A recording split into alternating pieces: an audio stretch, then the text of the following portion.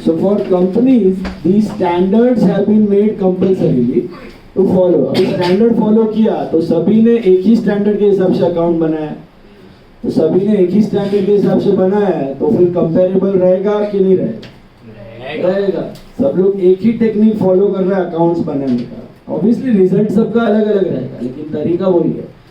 All of them are following conservatism in taking the asset value or the stock value.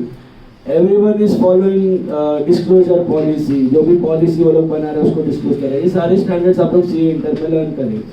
Everyone is following, मतलब बहुत सारे standard, around 32 to 33 standards are there. तो कौन सी चीज कैसे disclose करनी है वो स्टैंडर्ड में दिया हुआ है। तो स्टैंडर्ड क्या है? They follow with in the purview of concepts.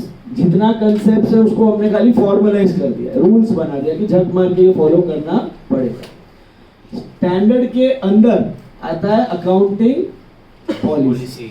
मतलब क्या कि स्टैंडर्ड तो करना ही है फॉलो। अभी फॉर एग्जांपल डेप्रिसिएशन अगर देखो तो कंसेप्ट क्या है? कंसेप्ट आता है अपना कंजर्वेटिज्म। कंजर्वेटिज्म कंसेप्ट क्या बोलता है? Provide for losses but never provide for matching. Concept क्या बोलता है? Match your income with your expense. और कॉस्ट कंसेप्ट क्या बोलता है? Whenever you buy any asset record it at historical cost and then keep on depreciating it. Standard बनाया गया है AS 10, इसका अकाउंटिंग स्टैंडर्ड 10 है। AS 10 क्या बोलता है? यही चीज बोलता है कि अपने एसेट को डेप्रिशिएट करो, जो भी मेथड यूज करना है करो। आपको FIM करने का है FIM करो, RBM करने का है RBM करो, आपको सम ऑफ द इयर्स डिजिट्स करने का है वो करो, प्रोडक्शन यूनिट्स करना है वो करो, लेकिन करो, मेथड यूज करो, डेप्रिसिएशन चार्ज करो, so that you show your true profit and true loss. तो अकाउंटिंग स्टैंडर्ड 10 वही बोलता है कि कंजर्वेटिव बनो, बराबर से डेप्रिसिएशन चार्ज करो। ऐसा नहीं कि डेप्री चार्ज ही नहीं किया। अच्छा, दूसरा चीज मैचिंग कंसेप्ट ऑटोमेटिकली फॉलो हो रहा है। डेप्री चार्ज करेंगे तो रेवेन्यू के सामने एक्सपेंस अपने आप मैच हो रहा है, तो ये अपने आप यहाँ पे फॉलो हो रहा है अकाउंटिंग स्टैंडर्ड 10 के अंदर। अभी स्टैंडर्ड के अंदर कंपनी को थोड़ा फ्रीडम दिया जाता है कि आप कंसेप्ट तो ठीक है फॉलो नहीं करो, स्टैंडर्ड तो फॉलो कर ही रहे हो, अपने आप कंसेप्ट हो गया उसके अंदर। तो आप जब स्टैंडर्ड फॉलो कर रहे हो उसके अंदर अगर आप अपने रूल्स बना लेते हो उसको कहते हैं policy. They are called as policy. Your policy obviously can not go against standard. Can it go? Possible ही नहीं है। स्टैंडर्ड फॉलो नहीं किया तो अकाउंट ही चेक नहीं होगा। तो पॉलिसीज मतलब क्या कि स्टैंडर्ड के अंदर रह के आप अपने रूल्स एंड रेगुलेशंस बना सकते हो। जैसे कि अकाउंटिंग स्टैंडर्ड 10 बोलता है डेप्रिसिएशन, हाँ चलो हमने डेप्रिसिएशन तो चार्ज करना है। पॉलिसी क्या है? आपको फ्रीडम दिया गया मेथड का, दैट्स योर पॉलिसी। आप FIM करोगे दैट्स योर पॉलिसी, आप RBM करोगे that's your policy, sum of the your digits करोगे दैट्स योर पॉलिसी। तो जो आपको पॉलिसी फॉलो करने का है वो आप कर सकते हो, बराबर है। So policy is what? It is the rule of the business with in the purview of standard. अब पॉलिसी के अंदर और भी एग्जांपल्स हैं पॉलिसी के, जैसे कि another example of policy is RDD, reserve for doubtful debts. So reserve for doubtful debts का कंसेप्ट क्या है? Conservatism. Provide for loss, never provide for gains. Accounting standard कौन सा आता है? उसमें आपका डेटर्स वगैरह का रिसीवेबल मैनेजमेंट का एक अकाउंटिंग स्टैंडर्ड है आपका। AS 6 पहले था, अभी AS 26 हो गया। तो उसमें डेटर वगैरह का वैल्यूएशन का पार्ट डिस्कस किया हुआ है, वो अकाउंटिंग स्टैंडर्ड आ गया। अभी RDD रखना या ना रखना, दैट्स अ पॉलिसी। RDD रखना या ना रखना, that's a policy of the business. कोई बिजनेस RDD रखेगा, कोई बिजनेस RDD नहीं रखेगा। अभी RDD के अंदर रेट क्या रखना है? That is called accounting estimate. That is called accounting estimate. 5% RDD रखना है, 4% RDD रखना है, 6% RDD रखना है, इसको क्या बोलते हैं? Accounting estimate. So same way over here आपका जो डेप्रीसिएशन है फॉर एग्जांपल, तो अकाउंटिंग स्टैंडर्ड 10 बोलता है मेथड यूज करो। पॉलिसी में आप चूज करते हो जो मेथड यूज करना है, और एस्टिमेट में आप रेट डिसाइड करते हो। FIM 10% करूंगा या FIM 15% करूंगा या FIM 20% करूंगा, RBM 10, RBM 12, RBM 15%। ये जो रेट होता है इसको बोलते हैं अकाउंटिंग एस्टिमेट। तो अकाउंटिंग एस्टिमेट का मतलब क्या है? जो रेट आप डिसाइड करते हो, कितना रेट या कितना लाइफ रहेगा एसेट का, कितना स्क्रैप रहेगा, ये सब क्या है? एस्टिमेट है। लाइफ बढ़ जाएगी, रेट कम हो जाएगा, लाइफ घट जाएगी, रेट बढ़ जाएगा, स्क्रैप बढ़ जाएगा, रेट कम हो जाएगा, स्क्रैप बढ़ गया, सॉरी स्क्रैप बढ़ गया, रेट बढ़ जाएगा, तो स्क्रैप बढ़ जाएगा तो डेप्रिसिएशन उतना बढ़ जाएगा रेट से, क्योंकि ये एस्टिमेटेड चीज है, इसलिए इसको बोला जाता है अकाउंटिंग एस्टिमेट। एक एसेट है जिसमें आपने अज्यूम किया लाइफ 10 साल है, लाइफ 10 साल है और एफआईएम मार रहे हो, तो कितना टके से मारोगे? 10% से मारोगे, तो रेट कितना हो गया? 10%। वही एसेट का लाइफ आपने 10 का समझो 15 साल एक्सपेक्ट कर लिया, तो रेट कितना? 6.67% हो जाएगा, 6.7% हो जाएगा। वही एसेट का लाइफ आपने एक्सपेक्ट किया कि 20 साल चलेगा, तो रेट कितना हो जाएगा? 5% हो जाएगा। तो ये सब एस्टिमेट है कि कितना लाइफ होगा, कितना स्क्रैप होगा, एग्जैक्टली आपको मालूम नहीं। मेथड आपने चूज कर लिया FIM, that's your policy, but उसमें क्या रेट अप्लाई करना है, दैट्स योर एस्टिमेट। फर्क समझो पॉलिसी और एस्टिमेट में। कंसेप्ट के अंदर आता है स्टैंडर्ड्स, स्टैंडर्ड को झक मार के फॉलो करना है, स्टैंडर्ड्स के अंदर आ जाता है आपका policy. With in the purview of standard you can frame your rules, that is your policy. एक बार जो पॉलिसी अडॉप्ट कर ली, उसके बाद आप घड़ी घड़ी चेंज करते हो कि नहीं करते हो? एक बार आपने एफआईएम कर लिया, एक बार आपने आरबीएम कर लिया, एक बार आपने सम ऑफ द इयर्स डिजिट्स कर लिया, तो उसके बाद घड़ी घड़ी चेंज करने का कि नहीं करने का? नहीं करने का, क्योंकि आपका पूरा आगे का अंदाजा सब उसके ऊपर डिपेंडेंट रहता है। ये मैंने बताया भी था, याद है पॉलिसी के बारे में। 3 सर्कमस्टेंसेस में पॉलिसी चेंज की जा सकती है। स्टैट्यूटरी लॉ चेंज हुआ, स्टैंडर्ड चेंज हुआ, या बेटर अकाउंटिंग प्रेजेंटेशन। वो बेटर अकाउंटिंग प्रेजेंटेशन में बात लग जाता है, उधर ग्रे एरिया है, उधर सब लोग अपना पॉलिसी शिफ्ट कर लेते हैं। तो once but good companies never change their policy so often। एक बार ले लिया तो घड़ी घड़ी चेंज नहीं करता। और उसके अंदर आप क्या बनाते हो? अपना एस्टिमेट। तो यहाँ पे बोला जाता है एस्टिमेट। अभी एस्टिमेट का क्या बोला गया है? स्टैंडर्ड क्या बोलता है अकाउंटिंग एस्टिमेट के बारे में? तो स्टैंडर्ड बोलता है कि accounting estimate is your estimate, accounting estimate is your estimate. Estimates may go wrong, but the moment you feel you have to change the estimate, change it. The moment you feel you have to change the estimate, change it. कर दो, जहां आँख खुली वहां सवेरा। अगर आपको लगता है कि ऐसा 10 साल चलने वाला था और अब लगता है कि 12 साल चलने वाला है, जिधर पता चला उधर से डेप्रिसिएशन चेंज कर दो। आपको लग रहा था 10 साल चलने वाला है और 8 साल हो गया है, जिधर पता चला उधर से डेप्रिसिएशन चेंज कर दो। जिधर पता चला उधर से आप एस्टिमेट क्या कर सकते हो? चेंज। बट पॉलिसी का ऐसा नहीं। पॉलिसी के बारे में क्या बोल रहा है अकाउंटिंग स्टैंडर्ड? ध्यान से सुनना। पॉलिसी आप अगर कोई चेंज करते हो तो उसका प्रोस्पेक्टिव इफेक्ट नहीं देने का है, रिट्रोस्पेक्टिव इफेक्ट देने का है। क्या देने का है? रिट्रोस्पेक्टिव। फर्क है। प्रोस्पेक्टिव मतलब क्या? जहां खुली वहां सब है, वो एस्टिमेट का। जिधर हुआ उधर से चालू, जिधर हुआ उधर से मतलब फॉर एग्जांपल एक एसेट लिया है मैंने, ये फर्नीचर है, समझो 1 लाख रुपए का फर्नीचर है, इसकी लाइफ है 10 साल, 4 साल डेप्रिशिएट किया, कितना होएगा? 40,000 से डेप्रिशिएट हो जाएगा। 10 साल की लाइफ है, 1 लाख एफआईएम मार रहा हूँ, 10,000 10,000 10,000 10,000 60,000 हो गया। अब वैसे तो कितनी लाइफ बाकी है? 6 साल बाकी है। मेरे को चौथे साल के एंड में लगा नहीं 6 साल नहीं, ये तो 8 साल चल जाएगा, ये तो 8 साल चल जाएगा। तो मैं क्या करेगा? वो 60,000 है ना, वो सीधा डिवाइड बाय 8 कर देगा, 7,500। My depreciation would become 7,000. That is called change in estimate. That is called change in estimate. But change in policy मतलब फर्नीचर पे 4 साल एफआईएम मारा और चौथे साल के में अभी मेरा रिपेयर लग रहा है, मेरे को आरबीएम कर दूंगा। इसमें मैं क्या कर दूंगा? आरबीएम। तो अगर एफआईएम से आरबीएम पे जाना है ना, तो रिट्रोस्पेक्टिव इफेक्ट देना है। रिट्रोस्पेक्टिव मतलब शुरुआत से अगर मैं आरबीएम करता तो क्या होगा, वो पूरा इफेक्ट दिखाओ, उसका प्रॉफिट लॉस एडजस्ट करो और फिर नया मेथड अप्लाई। सो किसी भी पॉलिसी के बारे में आगे और भी पॉलिसीज आपको आएंगी, जैसे मैंने आरडीडी की पॉलिसी बताई।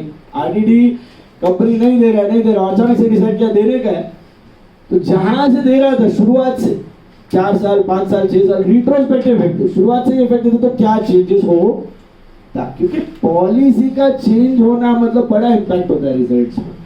आपके सारे नंबर्स चेंज हो जाते हैं, आपके जो शेयर होल्डर आपका रिजल्ट एस्टिमेट करके बैठे हैं उनका सब जजमेंट डिस्टॉर्ट हो जाता है। तो मन में आए तो पॉलिसी चेंज नहीं करनी चाहिए, बट अगर कर भी रहे हो तो क्या इफेक्ट देना है, रेट्रोस्पेक्टिव इफेक्ट, मतलब शुरुआत से अगर चेंज करते तो क्या इफेक्ट हो, बात समझ में। तो पॉलिसी जनरली बिजनेसेस ट्राई करते हैं कि इतना फास्ट चेंज ना करें, बट एस्टिमेट के बारे में ऐसा कोई रूल कहीं दिया नहीं है। एस्टिमेट चेंज करो मतलब शुरुआत से चेंज करने की जरूरत नहीं है, जहां आंख खुली उधर सपेरा, जिधर पता चला उधर चेंज कर दो, आगे वाले रिजल्ट उसके हिसाब से। अब गवर्नमेंट ऐसा है कि लोग पॉलिसीज भी चेंज करते थे, मतलब एफआईएम टू आरबीएम करते थे। एक एसेट है, लेट्स से एक मशीन है जिसकी लाइफ है 20 साल, 8 साल उस पे एफआईएम मारा, 20 साल का मशीन है, 8 साल उस पे एफआईएम मारा, 8वें साल में लगा नहीं अभी आरबीएम करना चाहिए, अभी आरबीएम करना चाहिए। तो आइडियली तो रिट्रोस्पेक्टिव इफेक्ट बनता है, तो 8 साल का पूरा रिजल्ट चेंज करो, जो प्रॉफिट लॉस है ये साल में एडजस्ट करके दिखाओ separate item in the final accounts, फिर आगे बढ़ो। बट अभी कंपनी बोल रहा है कि इतना पुराना एसेट है, हम लोग वो रिकॉर्ड्स वो सब करने में बहुत मगजमारी है, it becomes very tedious. Standard बोलता है ठीक है, इसका भी प्रोस्पेक्टिव इफेक्ट देगा तो ऐसा है। तो अकाउंटिंग पॉलिसी में आइडियली क्या होना चाहिए, रेट्रोस्पेक्टिव इफेक्ट होना चाहिए, लेकिन वहां पे भी झोल है। अकाउंटिंग स्टैंडर्ड बोलता है कि अगर आपको नहीं जमता है रिट्रोस्पेक्टिव इफेक्ट देने का तो गिव प्रोस्पेक्टिव, उधर भी चला लेता। इनफैक्ट इन रियल वर्ल्ड काफी सारे बिजनेसेस स्टैंडर्ड भी फॉलो नहीं करते, ठीक है। आईसीआई ने बोला हाँ करेगा,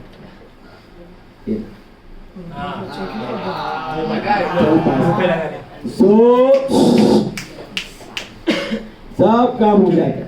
तो स्टैंडर्ड भी इंडिया में इतना स्ट्रिंजेंट नहीं है कि जग मार के सब कंपनी स्टैंडर्ड फॉलो कर रहे, that is also great, but मोटा मोटी करना जरूरी है, किया तो बेटर है, बेटर प्रेजेंटेशन है। आप लोग सीए बनोगे तो अच्छे से स्टैंडर्ड चेक करना और फिर ऑडिट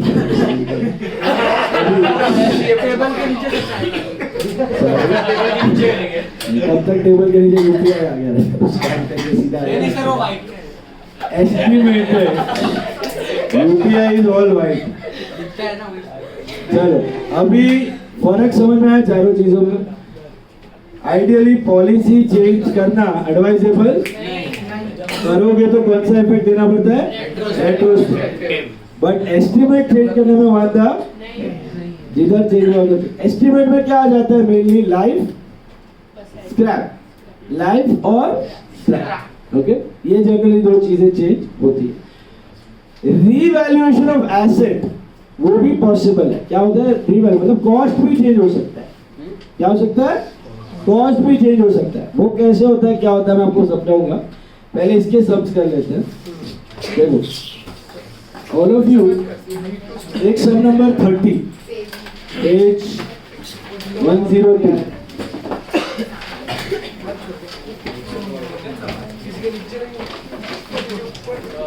हाँ बोलो, नहीं इसमें खाली नोट है, ये टाइप के सम्स में खाली नोट्स आते हैं, नोट लेते हैं। हाँ 5 मार्क्स वो भी मैं करवा रहा हूँ बेटा, सब आएगा सीए में, टाइम पास के लिए नहीं करवाना। देखो 12th में मैं वो करवाता हूँ जो सीए में आता है, 12th में भी टाइम पास चालू नहीं है।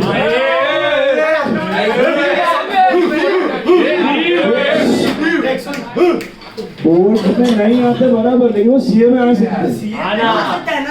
ऐसा नहीं है कि इम्पोर्टेंट नहीं है, उधर भी नहीं है। अभी सम नंबर 30 देखो सब लोग ध्यान से। જોઈએ છે પણ હશે એસીના સામે જ બેઠી 5 minutes.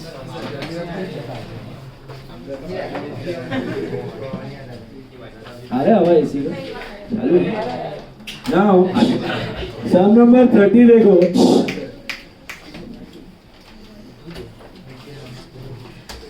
machine of cost 20 lakhs depreciated on straight line assuming 8-year working life and 0 residual value for 4 years. At the end of 4th year, the machine was revalued upwards by 80,000 rupees, appreciated. The remaining useful life was reassessed to be 6 years. अभी इधर क्या हुआ? Calculate the depreciation for year 5. पहला original cost कितना था? 20 lakh. Estimated life कितना था शुरुआत में? Estimated life was 1 lakh.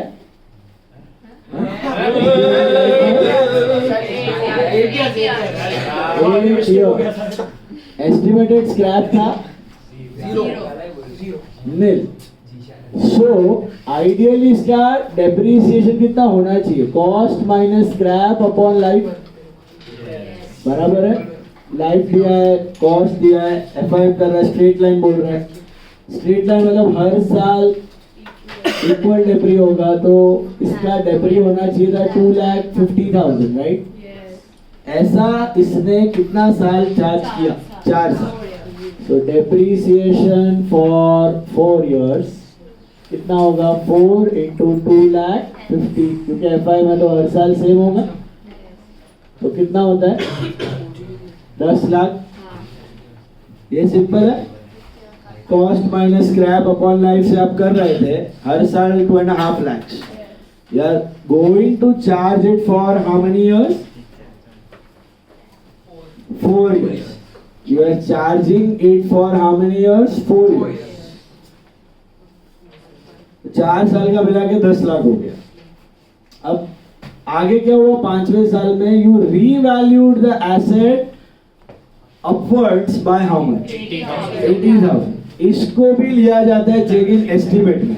तीनों चीज आप चेंज कर सकते हो, कॉस्ट, स्क्रैप और लाइफ. अभी रिवैल्यूएशन के बारे में क्या बोलता है स्टैंडर्ड, तो सुनना ध्यान से.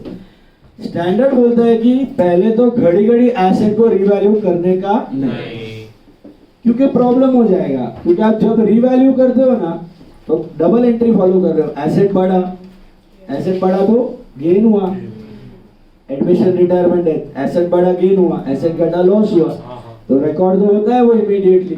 तो अगर मैं घड़ी अभी समझो एक एसेट लेके आया हूँ, एयर कंडीशनर 50,000 का है, फिर डेप्रिशिएट किया तो 40 हुआ, मार्केट में भाव 45 है, तो मैं 45 कर दिया. समझो मार्केट भाव कर दिया 45, उधर हो गया 45, कुछ तो डिमांड बढ़ गया उस एसी का. मार्केट में एक साल बाद 30,000 हो गया, तो मैंने 30,000 बना दिया. तो वापस 35 हो गया, तो मैं 35 बना दिया. Would that be correct? क्यों गलत होगा? अगर मैं घड़ी एसेट का वैल्यू फ्लक्चुएट करूं तो मेरा प्रॉफिट लॉस जंप करेगा. मार्केट वैल्यू हो रहा है फ्लक्चुएट, बराबर है. But if I change the value continuously, am I going to sell that asset?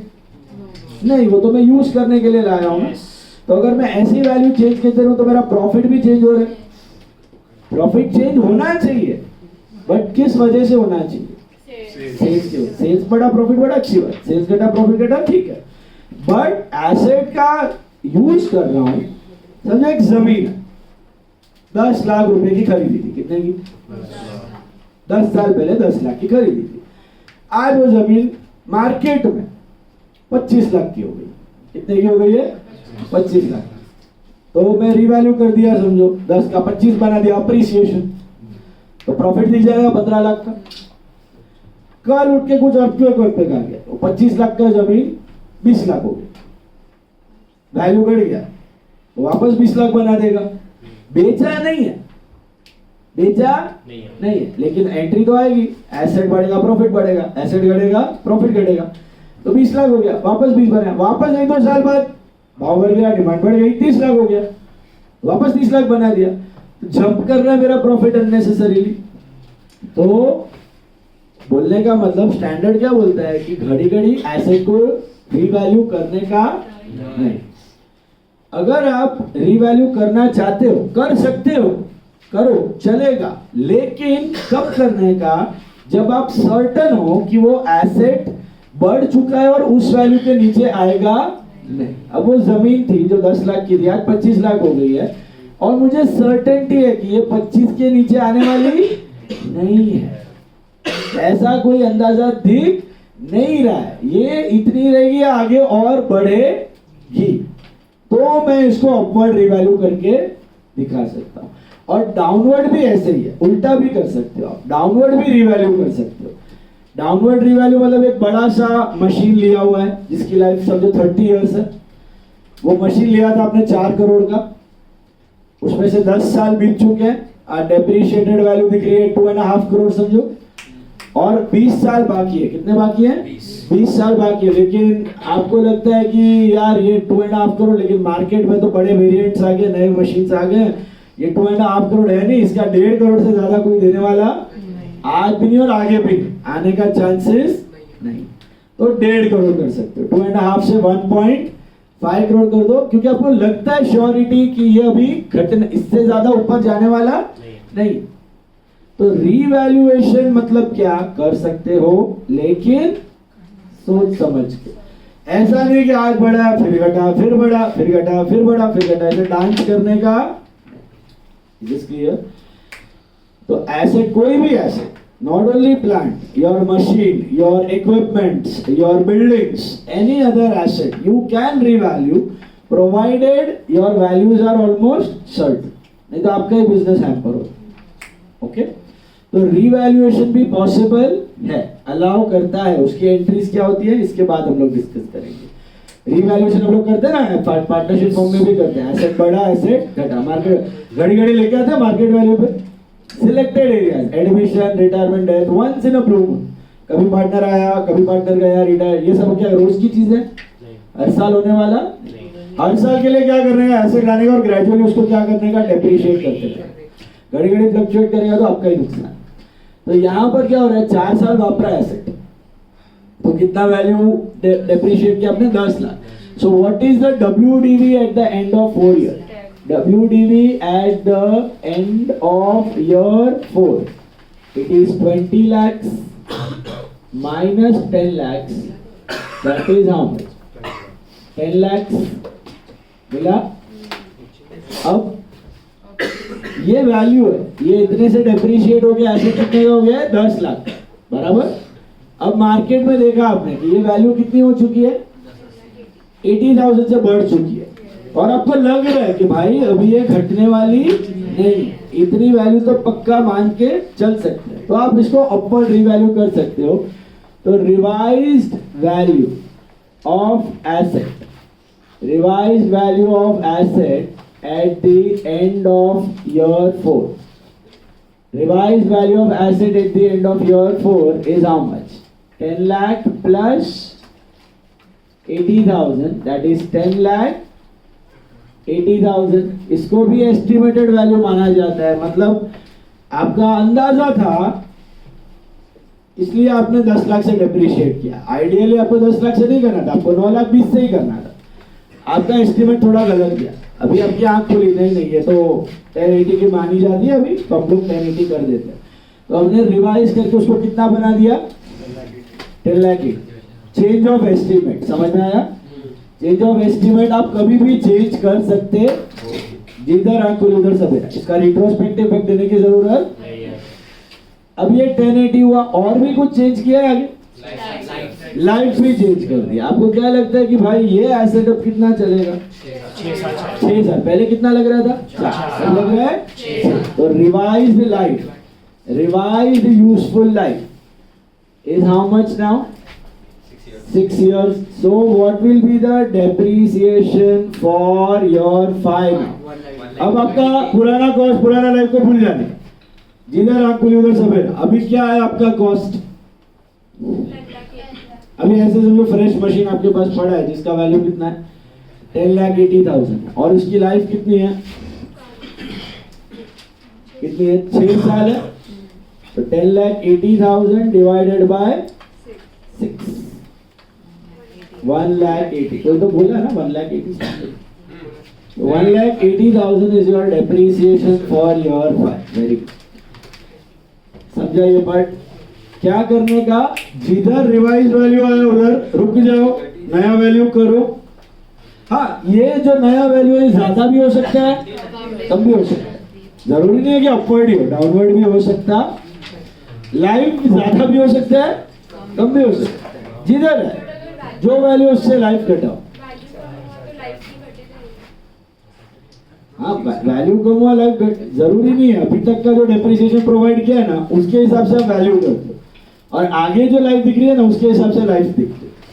जैसे कि ये एसेट में अभी तक जो डेप्रिशिएट किया उसके हिसाब से 1080 की वैल्यू होनी, 10 लाख की उनकी 1080 होनी चाहिए. और अभी रुक के आप चेक करते हो ये आगे कितना चलेगा, तो उसके हिसाब से लाइफ डिसाइड होता है. Anything can be possible this way और दैट. ओके, नॉट नेसेसरी कि दोनों बढ़े या घटे. लॉजिक क्लियर इसका? अभी आप ट्राई करो 20th से, sum number 20, sum number 20 try.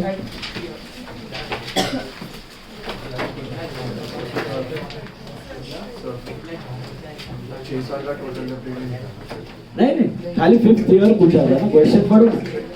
What are they asked only 5th year का डेप्री, दैट पर्टिकुलर ईयर.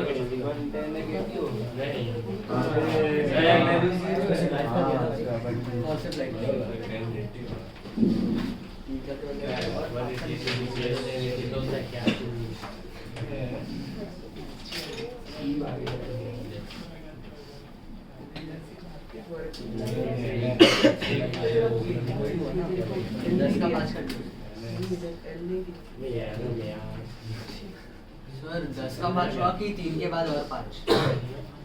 पढ़ो ना. Machine of 6 lakh depreciated 6 lakh 5 years. residual value for 3 years. Estimated useful life after 30 years was reassessed at 5. मतलब balance life 5. और 5. मतलब वैसे 7 साल बाकी थे, 7 का हो गया 5. वैसे 7 बाकी थे, 7 का भी हो गया 5. कम हो गया लाइफ, 2 साल से कम हो गया लाइफ. इधर कैसा बढ़ गया था 2 साल, अभी 2 साल से कम हो गया लाइफ. तो कर लो डेप्री. एक कोई तो गया क्या, इको में था और इधर में, इको में था और इधर में भी है.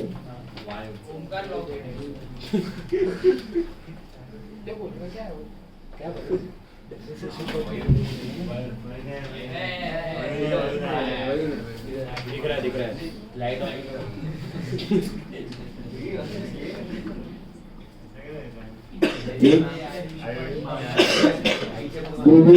भ्रष्टिशा, त्रिशा, मेहता, विनीशा.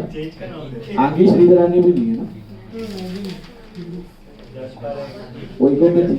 नहीं थी, मैं डाला था.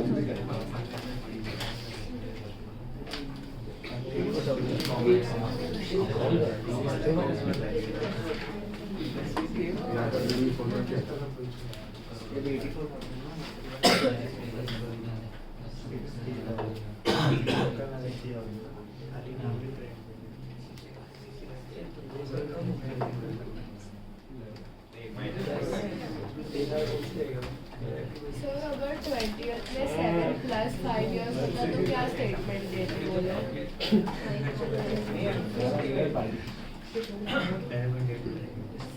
Sorry? 20th में 7 + 5 years होता तो क्या स्टेटमेंट देते हैं ये लोग? 7 + 5 हाँ, मतलब ऑल एक्जिस्टिंग 7 ऊपर 12 years बैलेंस लाइफ. वो देखते हैं डायरेक्टर से पता नहीं. बैलेंस लाइफ देखो, वेरी सिंपल. 6 लाख का एसेट था, 10 साल की लाइफ, हर साल 60,000 मिला. कितना साल यूज किया? 3 साल. कितना वो 1,80,000 हुआ. WDV 420. 420 का एसेट रिवैल्यू है नहीं, 420 का एसेट है. अब रिमेनिंग लाइफ कितना रह गया? तो 420 divided by 5, 84,000 is your 4th year का डेप्री. समझा ये पार्ट? आया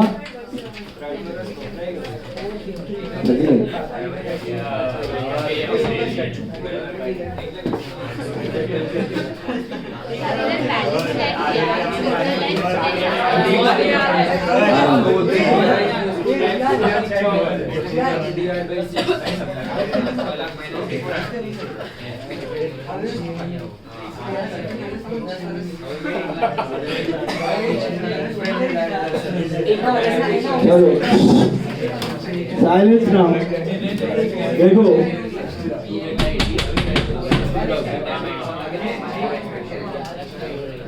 see sum number 21 try 21st sum सबको आया ये वाला पिछला sum any doubt in that sum guys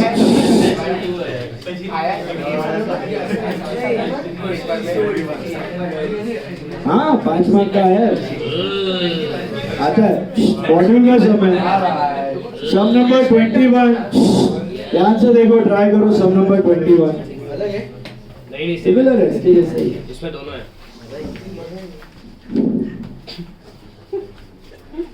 पढ़ो 21st इसके जैसा अभी मैंने किया ना ध्यान से पढ़ो कितने का एसेट था कितना यूज किया कितना डेप्रिशिएट हुआ फिर जिधर रीवैल्यू हुआ वहां से चालू करने का नया वैल्यू नया कॉस्ट नया life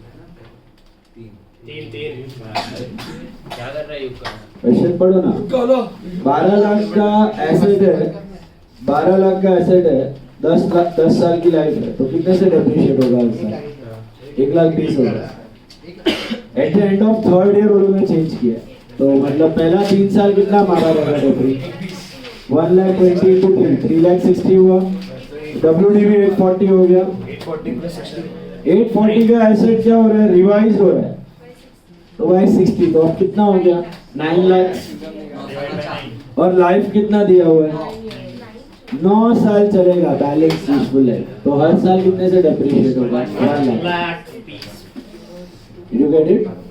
Final answer is 1 lakh. Did you understand? Hello?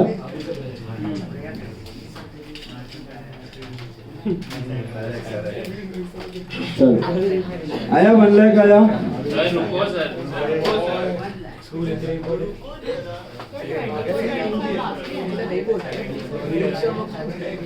24 को किया ना क्रक्स वाला सैंपल 25 हो गया स्क्वायर वाला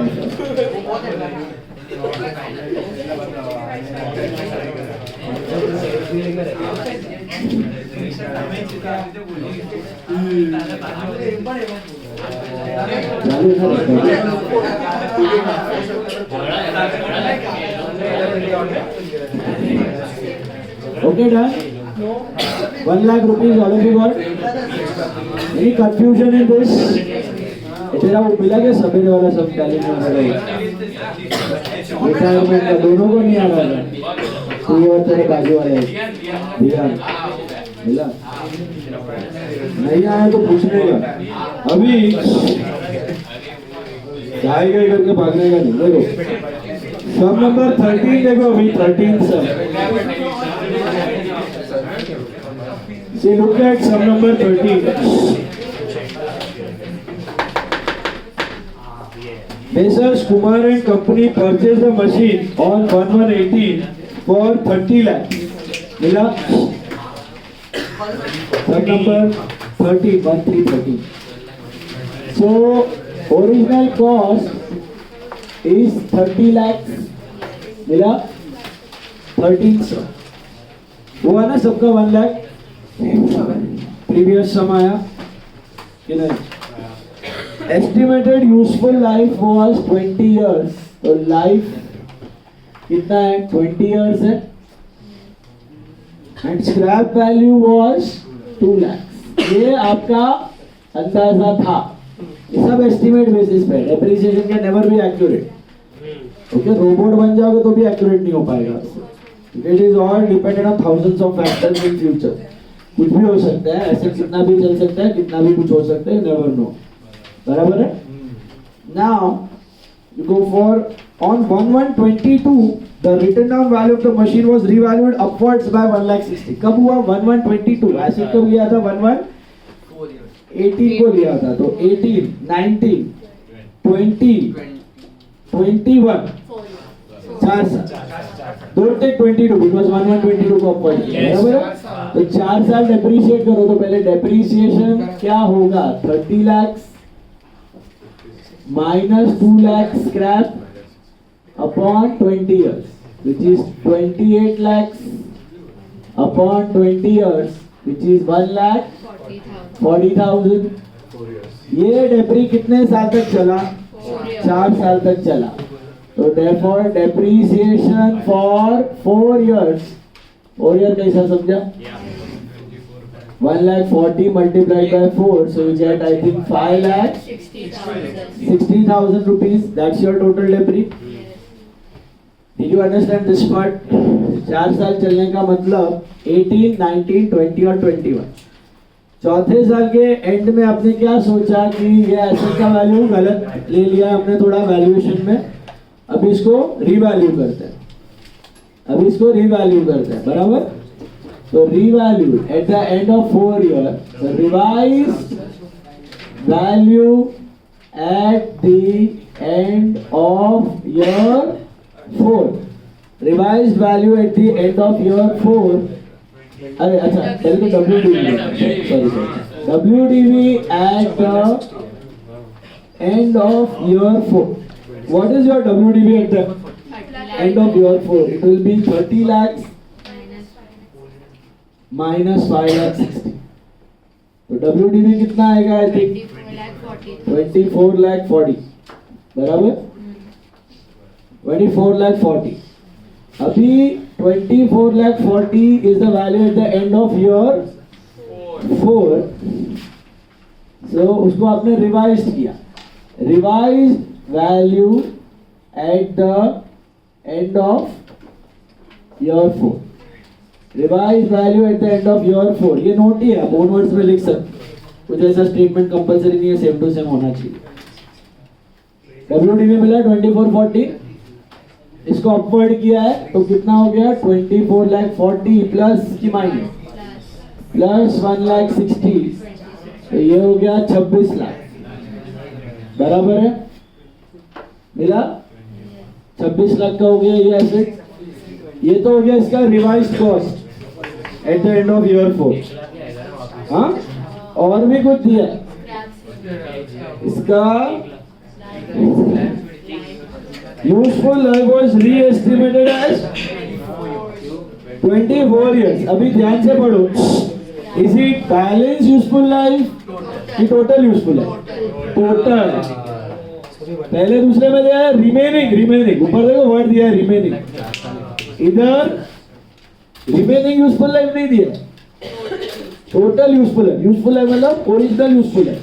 तो ओरिजिनल कितना यूजफुल लाइफ था? 20 साल। अब कितना हो गया? 24 साल। बट 24 में से 4 साल हो चुके, तो बचे कितने? 20 साल। फर्क समझा दोनों में? उधर रिमेनिंग दिया था, इधर रिमेनिंग नहीं है। हेलो, इधर क्या है आपका लाइफ? टोटल लाइफ है कि रिमेनिंग है? टोटल है। टोटल 24 हो गया, तो जिसमें 4 साल हो गए, तो रिमेनिंग लाइफ कितना हो गया? Remaining useful life revised useful life, revised useful life है। Remaining useful life is how much? 20 years। 24 मत लिखना इधर। बेसिकली 16 साल था ना जो, वो 20 हो गया। 16 साल बचे हुए थे, वो भी 20 साल हो गए। और स्क्रैप कुछ दिया गया, scrap is same, revised scrap is same, revised scrap value is same at 6। अब जहां एक्चुअली उधर मॉर्निंग उधर से ही चालू करना है। So what will be your depreciation for the year 2022? So depreciation for the year 2022 कितना होगा? अब आपका एसेट का कॉस्ट है कितना? 26 लाख। ऐसे समझो अभी ये फ्रेश एसेट आया 26 लाख का, माइनस स्क्रैप कितना है? 2 lakh. Scrap 2 lakh upon 20 years करेगा, which is 24 lakhs upon 20, which is 1,20,000 per। Correct. खाली इसमें नया क्या था? स्क्रैप। ऑलरेडी स्क्रैप तो पहले भी लिया था ना, तो फिर से वापस रिवाइज स्क्रैप हाँ। हमने 28 टैक्स में से माइनस किया, तो स्क्रैप ऑलरेडी 30 से माइनस किया। 30 से किया। तुम वेरीफाई भी कर सकते हो, तुमने सही किया कि गलत, you can easily check. How? 26 lakh का एसेट है, कितना से डेप्रिशिएट कर रहे हो? 1,20,000 से कर रहे हो, 20 साल करेगा तो 1,20,000 to 20 कर 24 लाख। तो 26 का एसेट 24 से डेप्रिशिएट होगा तो कितना बचेगा? वो स्क्रैप है 2 लाख, बेचेगा, no profit no loss. You can verify whether you have done it right or scrap तो करना ही है भाई, उधर भी करना है इधर भी करना है। क्या भाई अभी this is clear, cost minus scrap अपन है तो समझा? खाली इसमें क्या अलग दिया था? स्क्रैप डाल दिया था। स्क्रैप तो दोनों जगह सेम ही था, स्क्रैप भी बढ़ता घटता तो वो ले लेते, समझा? फॉर्मूला वही रखने का, बट मेन चीज क्या अलग था? रिवाइज बैलेंस यूजफुल लाइफ नहीं था, टोटल यूजफुल लाइफ। मैंने वापस दूसरी बार स्क्रैप वैल्यू माइनस नहीं किया, गलत है, बट मैंने उधर 28 लाख से माइनस किया। वो भी गलत है, कॉस्ट से करना है तो डब्ल्यूडीवी दोनों वैल्यू रॉन्ग। आंसर राइट आएगा बट दोनों वैल्यू बीच में रॉन्ग है। ये डब्ल्यूडीवी है, तेरे को मिला रहेगा डब्ल्यूडीवी 22,40,000, डब्ल्यूडीवी गलत हो गया तेरा 22,40,000 और तूने स्क्रैप माइनस किया तो नहीं किया, 2 मिस्टेक, 5 में से 2 मार्क किया। फाइनल आंसर राइट आया तेरे को, but what is WDV? Cost minus depreciation, cost minus depreciation, it's not depreciable value minus depreciation, is cost. जब मैं घड़ी चिल्ला के बोल रहा था कल भी, चारों मेथड में sum of the years digit, machine hour, machine rate, formula में क्या यूज करते थे? डेप्रिशिएबल वैल्यू, बट अकाउंट में क्या लिखते हो? कॉस्ट। वो कॉमन सिली एरर हो जाता है बच्चों। आप वर्किंग नोट में डेप्रिशिएबल वैल्यू को डिवाइड कर रहे हो रेशियो में, लेकिन एसेट में थोड़ी डेप्रिशिएबल वैल्यू लिखते हो, एसेट में क्या लिखते हो? कॉस्ट। बट टारगेट क्या है? कॉस्ट को डेप्रिशिएट कर करके किधर लेके आने का? स्क्रैप को। स्क्रैप को बेचा तो no profit, that is the ideal estimate, बराबर है? समझा कि नहीं? अभी ये जो रीवैल्यूएशन का पार्ट है, मैंने अभी आपको बताया क्या हुआ है। लॉजिक वाइज तो ऊपर माइनस कर दिया, नीचे नहीं किया। अरे लॉजिक वाइज तो ऐसे तो हर एक चीज में भी डेप्रिसिएशन जो भी तो एसेट का दिखा था प्लस माइनस मैथ्स के हिसाब से हो जाता है, राइट? बट वैल्यू तो गलत हो गया ना तेरा, डब्ल्यूडीवी क्या है, ये क्या है, गलत हो गया। अभी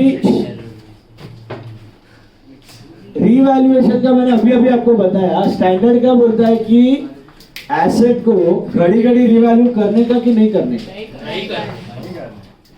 After certain point of time you reevaluate, and once you reevaluate try not to change it. Normal depreciation जो मारा वो करते रहो, घड़ी झप मत मारवाए तो ऐसा।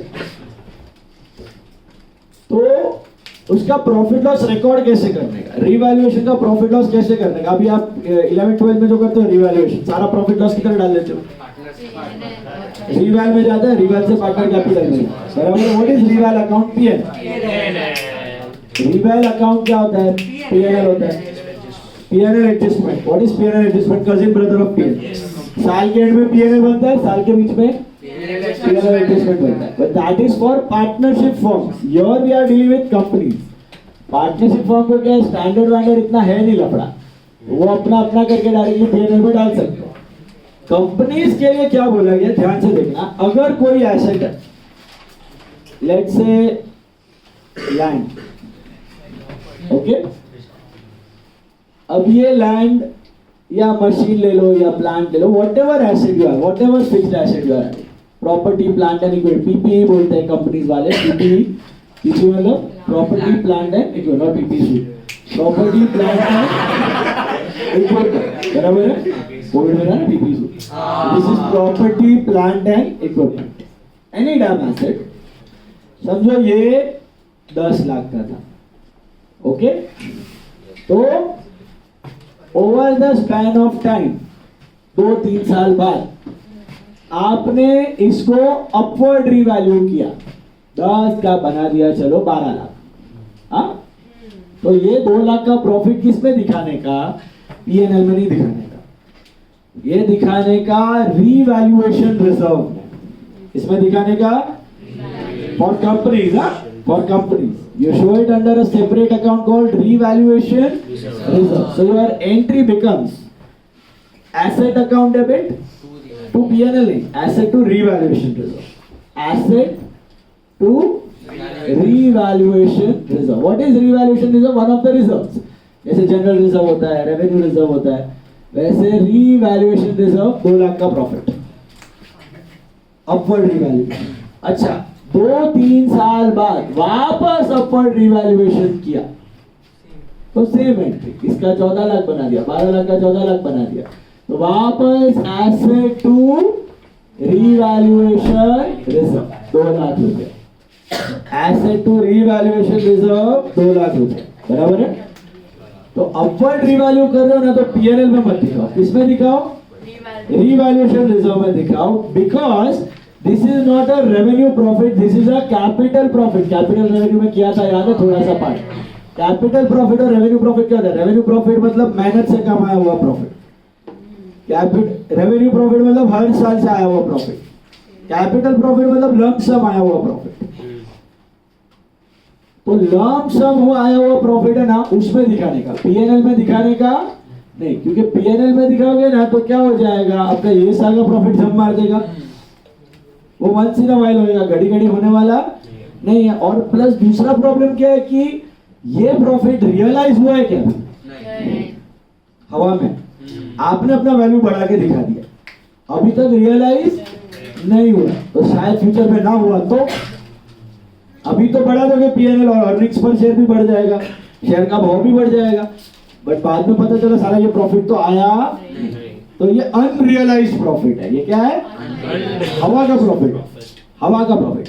कल उठ के मेरा ये फर्नीचर 1 लाख का है, मैं अपनी बैलेंस शीट में 1 लाख का 2 लाख बना, क्या ना, मेरे को बनाने का उतना बना सकता हूँ, रिवैल्यू किया है तो 1 लाख का 2 लाख कर दिया, बट क्या पैसे आए हवा में, तो P&L में दिखाने का नहीं, किसमें दिखाने का है, रीवैल्यूएशन रिजर्व। अब स्टैंडर्ड और क्या बोलता है, 10 लाख का जमीन है, पहला रिवैल्यूएशन अपवर्ड किया, उसके जगह समझो पहला रिवैल्यूएशन डाउनवर्ड किया, अपवर्ड किया तो रिवैल्यूएशन रिजर्व में डाल, अगर डाउनवर्ड किया मतलब 10 का समझो 8 लाख रुपया हो गया है वैल्यू, ऐसा रिवैल्यू किया आपने, तो कहने की लॉस है, लॉस है, किसका एंट्री क्या होगा पता है, P&L to assets, P&L to assets, काय को ऐसा लॉस है तो दिखा दो, बाद में होने तो प्रॉफिट, खुशी होंगे लोग, दुखी तो होने वाले नहीं है, तो लॉस है तो दिखा दो P&L, जूता मारना फिर ही मारना, फिर अच्छा करो, ओके, बट लॉस हुआ तो किस में डाल देने का, अगर डाउनवर्ड रिवैल्यूएशन का लॉस है तो put it under P&L, okay. अच्छा, सेकेंड रिवैल्यूएशन भी डाउनवर्ड किया, अगेन 6 का 8 का 6 लाख कर दिया, तो ये भी एंट्री क्या होगा, P&L टू एसेट, याद है सिंपल। अपवर्ड जा रहे हो रिवैल्यूएशन रिजर्व में डालो, डाउनवर्ड जा रहे हो किसमें दिखाओ, P&L में दिखाओ। अभी गम्मत सुनो, अगर आपने पहला रिवैल्यूएशन अपवर्ड किया, उसके बाद ये रिवैल्यूएशन हो रहा है डाउनवर्ड, मतलब 12 लाख का एसेट हो रहा है समझो 9 लाख, पहला अपवर्ड हो चुका है, लेकिन बाद में कितना हो रहा है? 9 लाख हो रहा है। तो अभी अभी अभी एंट्री क्या होना है? Should it be directly P&L to asset 3 lakh? No, revaluation reserve में से कितना लेने का? 2 लाख। P&L से कितना लेने का? 1 लाख। To asset 3 lakh. क्यों क्यों क्यों? पहले ऑलरेडी रिवैल्यूएशन रिजर्व में 2 लाख प्रॉफिट पड़ा हुआ है, तो वो पहले बकेट खाली करो, वो खत्म हो गया, उसके बाद जाओ पे कंजर्वेटिव बराबर, लेकिन इतना भी कंजर्वेटिव कि प्रॉफिट पड़ा है और लॉस दिखा है। तो पहले रिवैल्यूएशन रिजर्व को साफ करो 2 लाख से, के ऊपर क्या एक्स्ट्रा लॉस किधर डेबिट करने का? P&L। बात समझ आई? पहला पार्ट तो सिंपल था, अपवर्ड जा रहे किधर डाल देने का? रिवैल्यूएशन। डाउनवर्ड जा रहे P&L। अब पहला अपवर्ड गया 10 से 12 हुआ, लेकिन 12 से 9 हो गया, 12 से 9 हो गया तो 3 लाख से घटा ना? 3 लाख पूरा का पूरा P&L में नहीं डालना, चेक करने का। रिवैल्यूएशन रिजर्व में पड़ा हुआ है ना 2 लाख, वो खाली करो और एक्स्ट्रा लॉस किसमें डालो? P&L में। सिमिलरली अगर पहला रिवैल्यूएशन डाउनवर्ड हुआ है और फिर आपने ये रिवैल्यूएशन अपवर्ड किया, मतलब 8 लाख का 11 लाख हो गया, समझो 8 लाख का 11 लाख हो गया, तो क्या करो? पूरा 3 लाख रिवैल्यूएशन रिजर्व में डालू? नहीं, इधर भी यही फंड है। पहले जो एसेट बढ़ा 3 लाख का, उसमें से 2 लाख किधर से लेने का? P&L को नलिफाई करो, फिर revaluation reserve 1 lakh. Is this clear? तो जितना पैसा पड़ा हुआ है, जितना पैसा पड़ा हुआ है आइदर इन रिवैल्यूएशन रिजर्व और इन P&L, उसको खाली करो, फिर गाड़ी। तो ये जो रिवैल रिजर्व है वो सालों साल बैलेंस शीट में बना रहेगा। हवा का प्रॉफिट। और अगर हम लोग बहुत सारे एसेट को अगर रिवैल रिजर्व में डाला और बहुत जमा हो गया और इसको अगर कुछ करना है, तो हम लोग उस दूसरे एसेट के रिजर्व में से उसका 2 लाख क्या हमने इसका 2 लाख रिवैल्यूएशन रिजर्व में डाला, हाँ, और एक एसेट का 2 लाख डाला था, और अब ये इसको हम लोग को 3 लाख से करना है, तो क्या हम इसी asset same class of asset, equipment है तो इक्विपमेंट का रिवैल्यूएशन रिजर्व, प्लांट है तो प्लांट का, मिस्ट्री है जिसका है उसी। हाँ डिफरेंट इस एसेट का क्लास है। अभी प्लांट है तो सारे प्लांट का एक है, इक्विपमेंट है तो सारे इक्विपमेंट का एक एसेट का एक category, group of asset. Furniture है तो सारे फर्नीचर का है, फर्नीचर जो प्लांट में यूज नहीं करते। सर अगर प्रॉफिट जमा किया हो तो वो अकाउंट है हमारे उसमें, तो वो दूसरा कुछ और हम लोग कवर कर सकते हो उसमें। क्योंकि वो रिजर्व है ना, हवा है, ऐसे तो हवा में से तो सारा करते जाएगा और एसेट का वैल्यू इन्फ्लेट करता जाए। इसलिए रिवैल्यूएशन रिजर्व में बहुत सारा रिस्ट्रिक्शन है, वो किधर भी यूज इस्तेमाल कुछ कंडीशन में किधर कुछ टच नहीं कर सकते। जब तक रियलाइज नहीं हो जाता ना वो प्रॉफिट अरे बुक्स में है। पहले तो इतना फास्ट रिवैल्यू करने का, और ये चीज है ना जनरली प्रॉपर्टीज में, बाकी तो ऐसे घुस नहीं है, वो P&L में है, खाली प्रॉपर्टी दे रहे उसके लिए छोड़ दे। सर बैलेंस शीट पढ़ा तो ये matter but that too only for property, वो भी है ना बिजनेस नहीं करते। I give you an example, सुनो अभी मैंने शायद दिया भी था, बॉम्बे डाइंग करके कंपनी है, उसने इंडिया में 50-100 साल पहले ना बहुत सारा जमीन खरीद कर रख दिया, 40-50 करोड़ रुपए में। मध्य प्रदेश में लिया हुआ है, बॉम्बे में लिया हुआ है, साउथ बॉम्बे में लिया हुआ है। बॉम्बे डाइंग, नस्लीवाड़िया नेसवाड़िया सुना है, SpiceJet, Ness Wadia is handling SpiceJet. Bombay Dyeing को टॉयल ऑयल बना रहा है क्लॉथ्स, और बॉम्बे वर्मा, फिर इसका अपना ब्रिटानिया, ये सब इसका ओके। सो वाड़िया फैमिली इसने बहुत सारा प्रॉपर्टी खरीद के रखा है 40-50 करोड़। आज की तारीख में प्रॉपर्टी वैल्यू कम से कम 4 से 5 हजार करोड़, कितना 45,000 करोड़। बट बैलेंस शीट में वो दिखा था हिस्टोरिकल कॉस्ट 40-50, अभी तक रिवैल्यू किया हिस्टोरिकल कॉस्ट पर रिवैल्यू तो कर सकता है ना हवा का प्रॉफिट। अप्रिसिएशन पे कोई टैक्स नहीं रहता है। अगर आपका 4-5 P&L है जो कमाते हो ना उस पे, ये कैपिटल प्रॉफिट लंप सम, इस पे कोई टैक्स नहीं है। आप बेचोगे ना तब आपको कैपिटल गेन टैक्स भरना है। बेचोगे तब, वो तो मरना ही पड़ेगा वैसे भी बेचेगा, लेकिन वो बोलता है कि हम लोग को नहीं दिखाना, हम लोग अपना बिजनेस ऐसे दिखाने का। कल फ्यूचर में जाके उसने एक भी प्रॉपर्टी बेच दिया, धूप करके प्रॉफिट हाइक होने वाला। सिमिलरली HDFC बैंक जो है, पहले HDFC कंपनी था, उसके 3 सब्सिडीज थे, HDFC लाइफ, HDFC AMC और HDFC बैंक। वो तीनों कंपनी में जो इन्वेस्टमेंट था ना उसका, मतलब कैसा है, पेरेंट और सब्सिडरी मालूम है, पेरेंट का मेन इन्वेस्टमेंट सब्सिडरी में है। तो मैंने सपोज एक इन्वेस्टमेंट किया हुआ है 1 करोड़ रुपए का, वो इन्वेस्टमेंट आपके तारीख में 10 करोड़ हो गया, कितना हो गया? लेकिन मेरे को हिस्टोरिकल हो गया, मैंने बेचा नहीं है, तो मैं इन्वेस्टमेंट 1 करोड़ रुपए दिखा, उसको अप्रिशिएट करके रिवैल्यू किया नहीं है। जब बेचेगा तब जूप करके प्रॉफिट आया। तो ऐसे काफी सारे कंजर्वेटिव कंपनीज बोला जाता है इनको, ये लोग अपना ऐसे जानबूझ के हायर वैल्यू दिखाते हैं, इतना उतना जब होएगा तभी प्रॉफिट रियलाइज हो जाएगा। एडवांस में क्यों शेयर होल्डर को एड़ा बनाने का, नहीं हुआ तो नहीं करता। बोलो सर, जब भी वो एसेट बेचेंगे तो झूठ करके प्रॉफिट आएगा, तब उसका शेयर प्राइस भी बढ़ेगा। तो इसलिए काफी लोग बॉम्बे डाइंग में इन्वेस्ट करके रखते हैं जस्ट फॉर एसेट प्ले, इसको एसेट प्ले वाला कंपनी बोलते हैं। काफी सारे ऐसे कंपनीज होते हैं जिसका प्रॉफिट इतना हाई नहीं रहता है, लेकिन पीछे बैलेंस शीट में एसेट्स दिखते हैं, जो वो कभी भी बेचेगा तो धड़ाक से बहुत बड़ा प्रॉफिट होने का चांस है, उसको एसेट प्ले वाले कंपनी बोलते हैं। लिस्टेड नाम क्या है? बॉम्बे डाइंग, बॉम्बे वर्मा, बॉम्बे वर्मा, इसमें नाम इस बॉम्बे वर्मा। राइट ऑफ कुछ नहीं है, तुम्हारा रिवैल का प्रॉफिट पीएनएल में चला जाएगा। तो वही उसको ट्रांसफर करेंगे। ऑलरेडी प्रॉफिट अगर दिखा है तो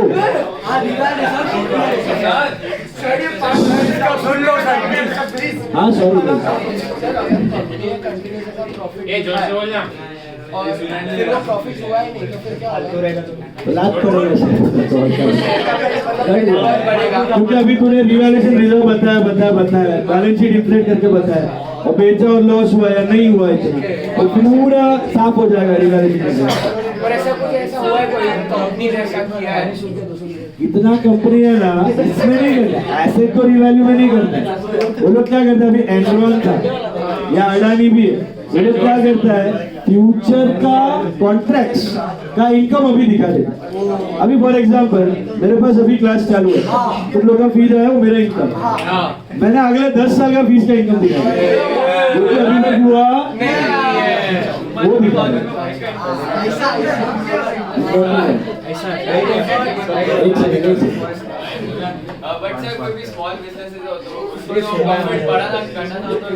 स्मॉल बिजनेसेस भी है, स्मॉल बिजनेस का वही तकलीफ है, वो इतना कवर में नहीं आता है, नजर में नहीं आता, उसमें गोल झपटा चालू रहता है। स्मॉल का कितना सारा है ना, ऑपरेटर ही चलाते हैं, फेक एसेट फेक इनकम दिखा के चालू रहता है।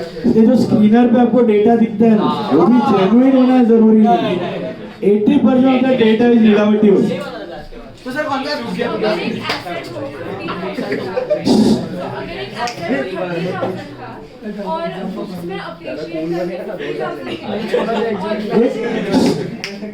बट वैल्यू 30,000 ही है, और जब किसी को सेल किया तभी भी 30,000 ही है, तो वो जो 30,000 एक्स्ट्रा दिखा है वो ब्लैक मनी से होता है। नहीं, क्यों ब्लैक मनी बनी है क्या?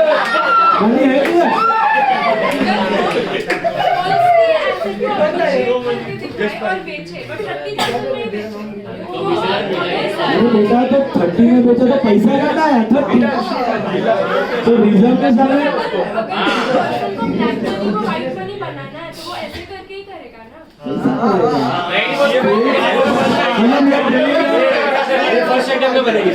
तुमने रीवैल्यू किया तब तो पैसा मिला नहीं, खाली एंट्री आया बुक में, एसेट टू अप्रिसिएशन, वो पैसा मिला ही नहीं। पैसा कितना है? 30, एंट्री आया कैश टू एसेट। बट जिसको ब्लैक मनी से व्हाइट करना क्यों करेगा? पैसा पैसा भी तो आना चाहिए, मनी तो होना चाहिए, पैसा ही तुमको 30 मिला तो ब्लैक नहीं, तुम मेरा उल्टा कर सकते हैं। उल्टा कर सकते हैं, अपवर्ड रिवैल्यू मत करो, 30 रखो और 50 में बेचो और ऊपर का भी कैश ले लो, वो कैश घर पे चला गया तो बुक्स में 30 का एंट्री है, बुक्स में दिखा आपने 30 में बिका लेकिन एक्चुअली 50 में बिका, तो 20,000 कैश करते हैं।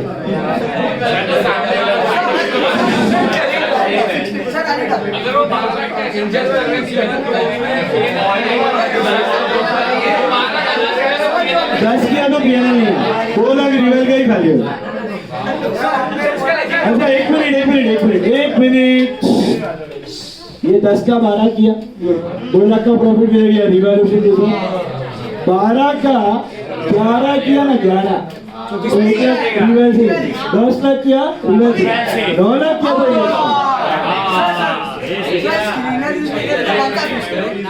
कोई भी। अरे बेटा सुनो मेरा बात, आपके कंपनीज के जो अकाउंट्स बनते हैं ना, चार्टर्ड अकाउंटेंट उसको ये सब ऑडिट करता है, ऑडिटेड रिजल्ट एनुअल रिपोर्ट में आता है, एनुअल रिपोर्ट सब गूगल पे अवेलेबल है, आप कोई भी कंपनी का सर्च करो मिलेगा, वो एनुअल रिपोर्ट का ही डेटा स्क्रीनर, तिजोरी फाइनेंस, मनी कंट्रोल इन सब साइट्स पे आता है। अभी वो बेसिक जो रिपोर्ट है उधर ही जोड़ है, तो तुम कोई भी साइट को फॉलो करो, उससे फर्क, इसीलिए या तो एक बुक है इसका नाम है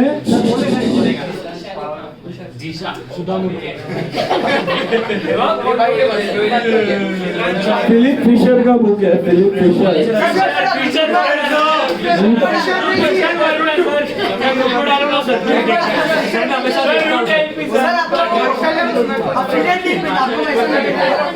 बुक है फिलिप फिशर का common stocks and uncommon profits, beautiful book, वो पढ़ना, उसमें फिलिप फिशर का एक बुक है,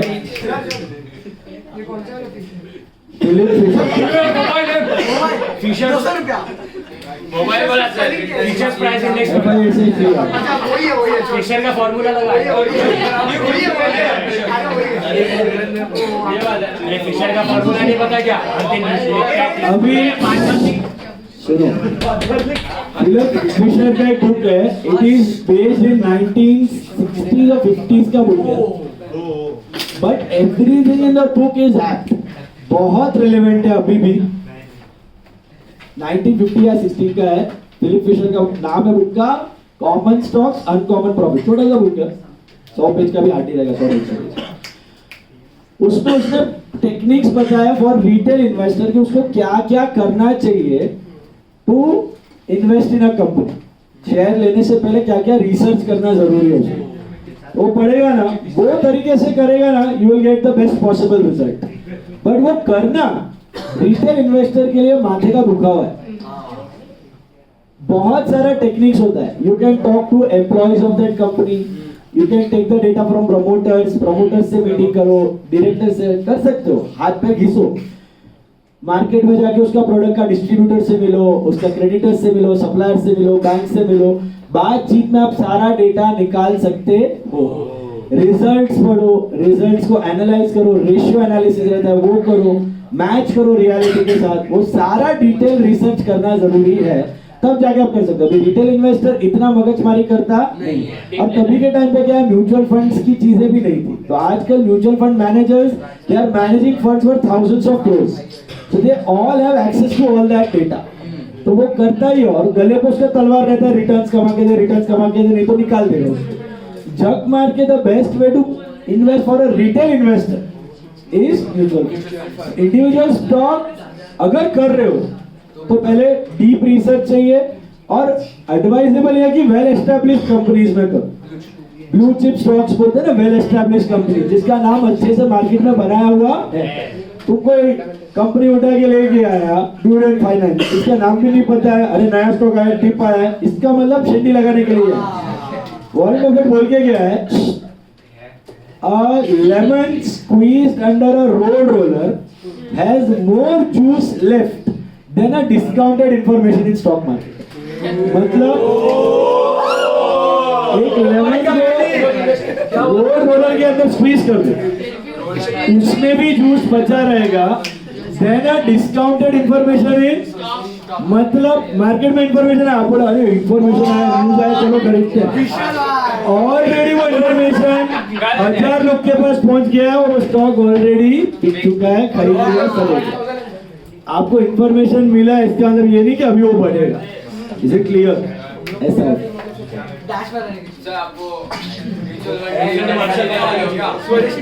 सॉरी, हाँ अभी म्यूचुअल फंड का यूनिट्स का मैं देखा, आप ऐसा माइनर है ना, अकाउंट बना नहीं सकता। पापा का account. So joint account if at, हाँ जॉइंट अकाउंट होना चाहिए। जॉइंट अकाउंट में डैडी का पैन कार्ड वगैरह आपका लगेगा।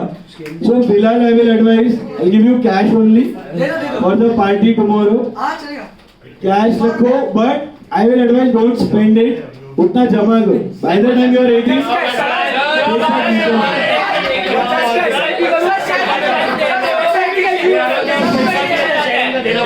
सर सब पे एक शेयर। उतना हम ऐसा भी कर लेंगे अभी। कितने जाएगा ना? 200 फाइन में अभी सुनो, एक समय अपना मॉड्यूल का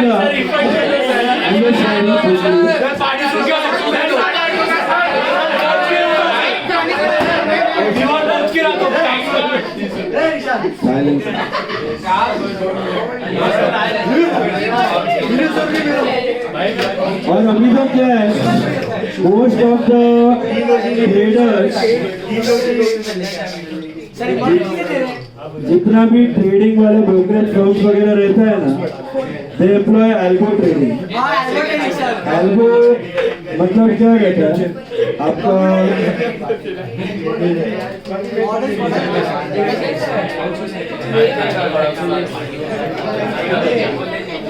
they use all AI models and everything।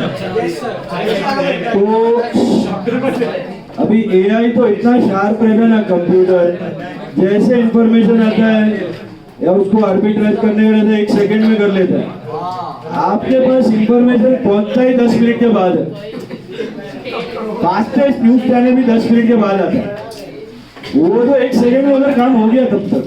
तो आप वो इंफॉर्मेशन पे डील कर ही नहीं सकते। सर आपने बोला कि इंफॉर्मेशन कंपनी के बारे में एम्प्लॉइज से लेते हैं,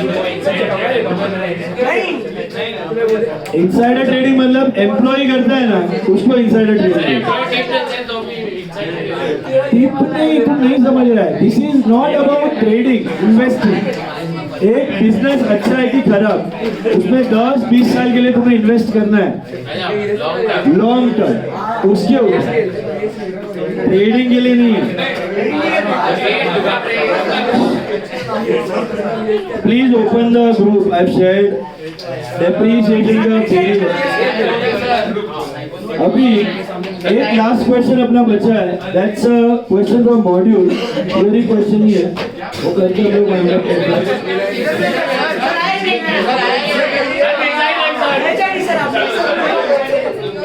देखो, all of you turn to page,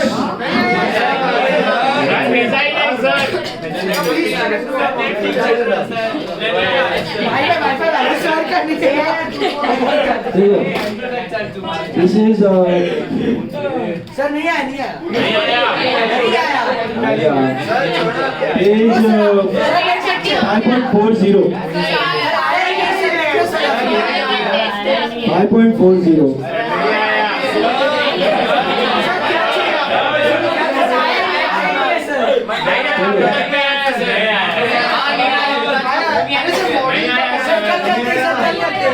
sir नहीं आया। छोटा क्वेश्चन है, कुछ लिखना नहीं, उधर ही लिखना है।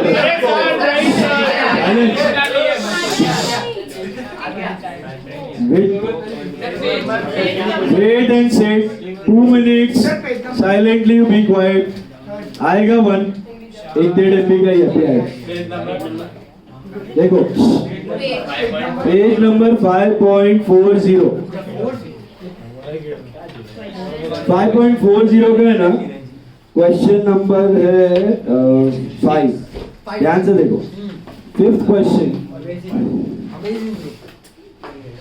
At PPE. Amazing group मिला?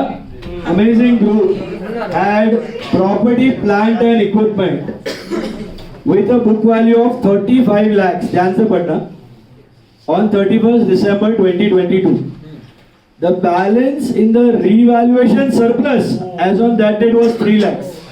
What is revaluation surplus? Revaluation surplus. You had a balance of 3 lakhs already.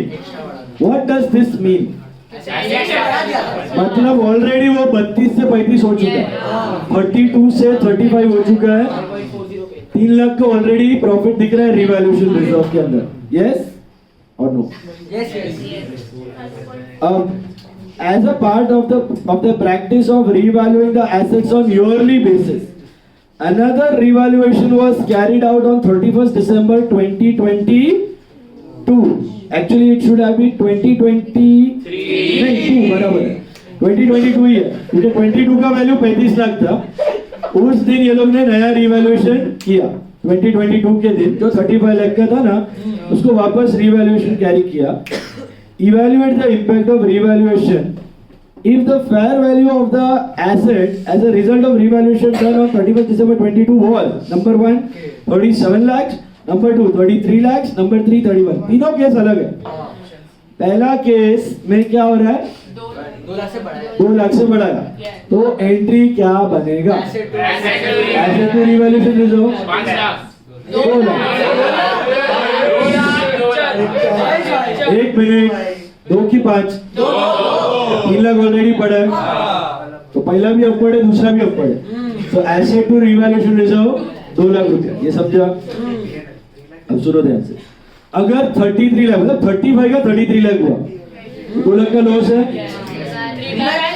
इधर से लेगा लॉस, रिवैल की पीएनएल ऑलरेडी 3 लाख पड़ा है. तो एंट्री बनेगा revaluation reserve to asset 2 lakh रुपया. अब अगर 31 लाख किया तो रिवैल से कितना लेने का? 3, पीएनएल से 1, तो एसेट 4 लाख. Done, done. अभी इसका सॉल्यूशन नीचे आपको मिलेगा.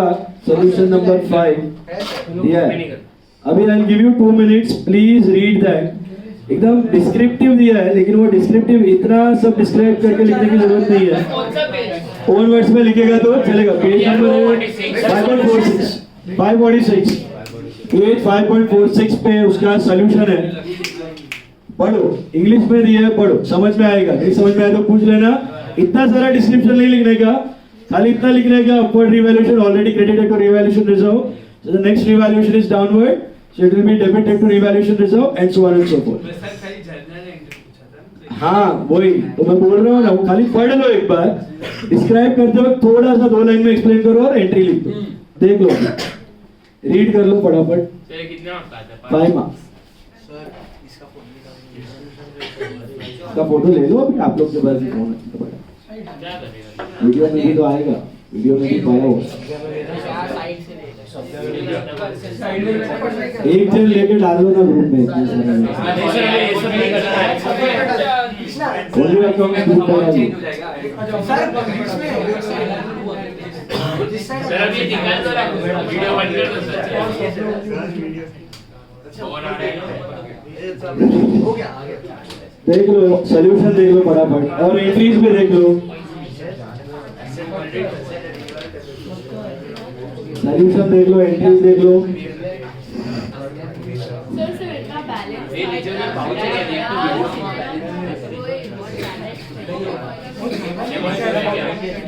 तो उतना सब लिखने का जरूरत नहीं है. 2 लाइन में करके एक्सप्लेन कर सकते. ना बड़ा एक्सप्लेनेशन का जरूरत नहीं. पढ़ो ना, आइडिया आ जाएगा. वही चीज एक्सप्लेन करते हैं.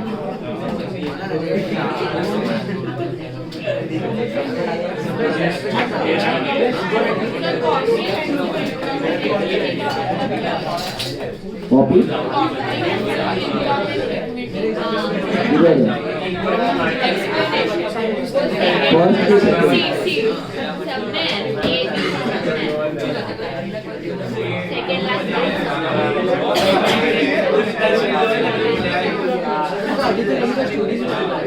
And the total revaluation surplus balance part of other comprehensive income including capital gain. हाँ तो वो इक्विटी के साथ दिखता है, ये कैपिटल रिजर्व है। अदर कॉम्प्रिहेंसिव इनकम मतलब अदर रिजर्व में दिखता है इक्विटी के साथ, वो पॉइंट नहीं लगाते सर, बैलेंस शीट का पॉइंट।